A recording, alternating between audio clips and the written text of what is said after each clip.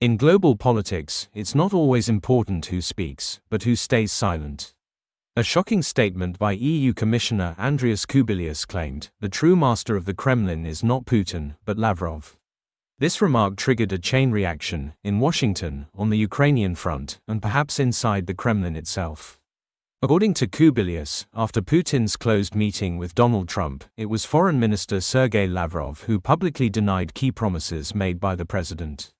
If true, this means the US-Russia dialogue is a farce, with Putin speaking, and Lavrov rewriting the script from the shadows. Western elites are used to Russia's double game, promises at summits, cancelled in backrooms. But this case went further. If the foreign minister openly contradicts the president, it is no longer miscommunication.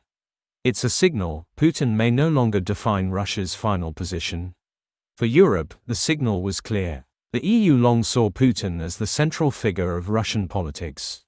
Now, the Kremlin looks less like a vertical of power, and more like a system with competing centers of decision-making.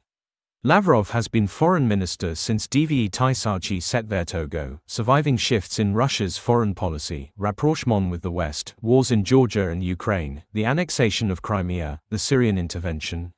He is Russia's voice abroad, and perhaps its true scriptwriter. The White House reacted instantly. Trump, once cautious on Ukraine, declared, Ukraine must go on the offensive.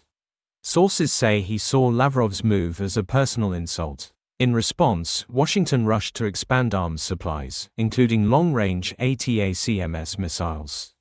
For Ukraine, this Kremlin split was a gift. General Syrskyi stressed, Kyiv needs weapons without limits. The conflict between Putin and Lavrov strengthens Ukraine's case that Russia has no single decision-making center, making any deal unreliable. As the dispute unfolded, Ukraine intensified operations in Zaporizhia and Luhansk.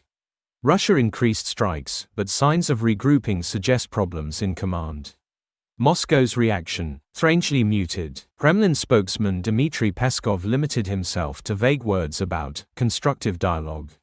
No defense of Putin, no denial of Kubilius's claim. When the president's authority is publicly questioned, and no one defends him, it may be proof of internal fracture. Putin, once the symbol of absolute power, may no longer be the Kremlin's first player. Is post-Putin Russia arriving earlier than expected? Perhaps Putin remains president in form, but loses power in fact. If Lavrov can block presidential decisions, it's no longer authoritarianism. It's the beginning of oligarchic fragmentation, a system where power is shared by a network, not one man.